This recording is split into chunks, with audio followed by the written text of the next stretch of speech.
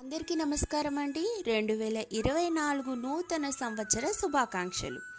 ఓం శ్రీ గురుభ్యో నమః. అపార కరుణా సింధుం జ్ఞానదం శాంతరూపిణం శ్రీ చంద్రశేఖర గురుం ప్రణమామి ముదాన్వహం.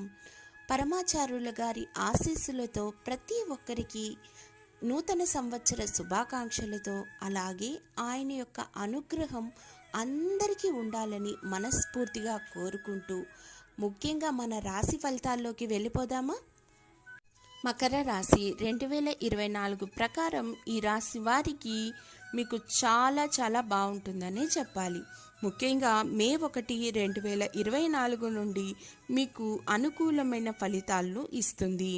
ఈ సంవత్సరం వార్షిక రాశి ఫలాలు చూస్తే 2024లో మీకు మంచి మరియు స్వీయ అభివృద్ధి, అదృష్టాలు మొదలైన విదేశీ ప్రయాణం మొదలైన వాటి పరంగా మీకు సమర్థవంతమైన ఫలితాలను అందజేస్తోందనే చెప్పాలి. ధన లాభాలతో భారీ పెరుగుదలలు, డబ్బు పొదుపు మరియు పోగు చేసుకోవడం, మంచి ఆరోగ్యం మరియు కొత్త కెరీర్కి అవకాశాల రూపంలో సమృద్ధిగా ఉండబోతోందనే చెప్పాలి. ముఖ్యంగా చెప్పాలంటే జూన్ 29, 2024 నుండి నవంబర్ 15, 2024 వరకు శని యొక్క తిరోగమన కదలికల వలన మీకంత అనుకూలంగా లేకపోవచ్చు.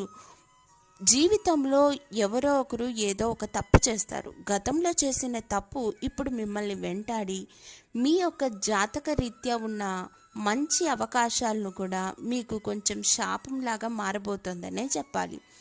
మీకు విదేశీ ప్రయాణాలకి వెళ్ళే అవకాశం వచ్చినా చివరి నిమిషంలో తప్పిపోయే అవకాశాలు కూడా కనిపిస్తున్నాయి.